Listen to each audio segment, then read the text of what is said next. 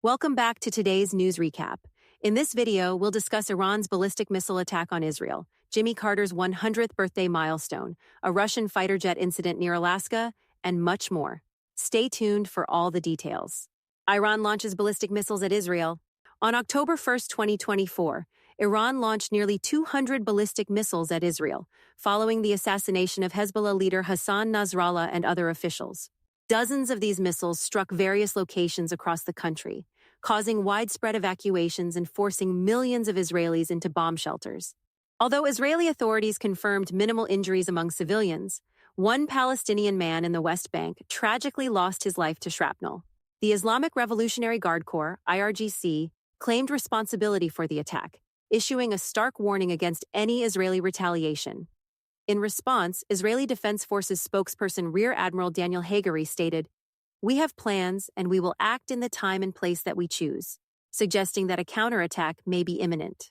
This missile barrage mirrors a similar event in April when Iran launched drones and missiles, which were largely intercepted by Israeli, U.S., and Jordanian forces.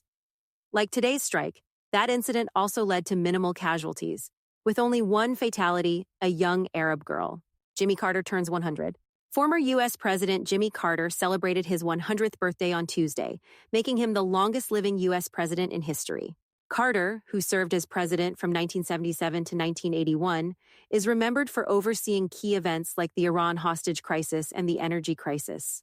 One of his most significant achievements was brokering the 1978 Camp David Accords, which led to a historic peace agreement between Israel and Egypt. After his presidency, Carter became deeply involved in humanitarian work, founding the Carter Center in 1982. His post-presidency efforts focused on promoting human rights, advancing global health initiatives, and resolving international conflicts. Notably, his work helped nearly eradicate guinea worm disease and facilitated peace initiatives across Africa, Asia, and the Middle East. Carter's legacy as a humanitarian continues to inspire people around the world. Trump's comments on retail theft and Proposition 47. During a recent rally in Pennsylvania, former President Donald Trump commented that one really violent day could be enough to put an end to rampant retail theft. Trump specifically pointed to San Francisco's Proposition 47, passed in 2014, which reclassified nonviolent offenses like thefts under 950 as misdemeanors to reduce prison overcrowding. He accused Vice President Kamala Harris of supporting such policies, despite the fact that Harris, who was California's Attorney General at the time, had no direct involvement in crafting the law. She remained neutral throughout the process, only verifying signatures for the ballot. Trump went on to criticize how some individuals allegedly use calculators to ensure their thefts fall below the $950 limit, implying that there needs to be stronger deterrence in place. Russian fighter jet incident near Alaska. The U.S. military released footage of a Russian Su-35 fighter jet performing what was described as an unsafe and unprofessional maneuver near Alaska on September 23, 2024. The incident took place during an aerial intercept in the Alaska Air Defense Identification Zone, ADEZ, an area where U.S. forces regularly track and monitor foreign military activity.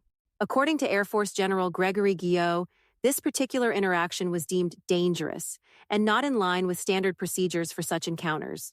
The Russian jet was part of a group of 4 military planes operating in the ADEZ. While these activities are not unusual and are typically not seen as direct threats, the U.S. military took this instance seriously due to the potential risks involved. Israel bars UN Secretary General Guterres amid missile strikes. In the wake of Iran's missile barrage, Israel has barred UN Secretary General Antonio Guterres from entering the country. Israel's Foreign Minister Israel Katz accused Guterres of failing to unequivocally condemn the Iranian attack. While Guterres issued a statement condemning the overall escalation of violence in the Middle East, he did not specifically address Iran's role, prompting a strong reaction from Israel. Katz declared Guterres persona non grata and reaffirmed Israel's commitment to defending itself. He added that Israel would take action against its enemies with or without Antonio Guterres. This decision highlights the growing tensions between Israel and the international community as the conflict with Iran and Hezbollah intensifies. Trump vows to veto federal abortion ban. Former President Donald Trump announced that he would veto any federal abortion ban brought before him if he were to win a second term. Trump reiterated his belief that abortion laws should be left to individual states, stating on Truth Social, "Everyone knows I would not support a federal abortion ban under any circumstances and would in fact veto it." His remarks align with his previous stance that the Supreme Court's decision to overturn Roe v. Wade has made abortion a state issue. While Trump's position has remained consistent, his stance continues to raise concerns among Democrats, who worry that a second Trump administration might introduce national abortion restrictions through other legal means, such as the Comstock Act. Vice President Kamala Harris's campaign has sharply criticized Trump on this issue, accusing him of trying to fix his debate performance on abortion. Bank of America glitch causes account issues. Many Bank of America, BofA, customers reported issues with their accounts on Tuesday, with some seeing a $0 balance and others unable to access their funds.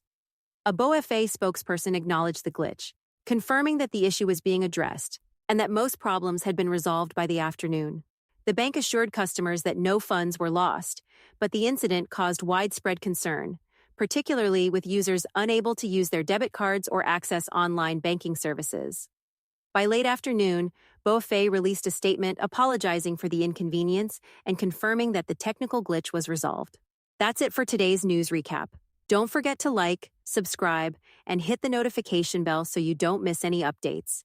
Thanks for watching, and see you next time.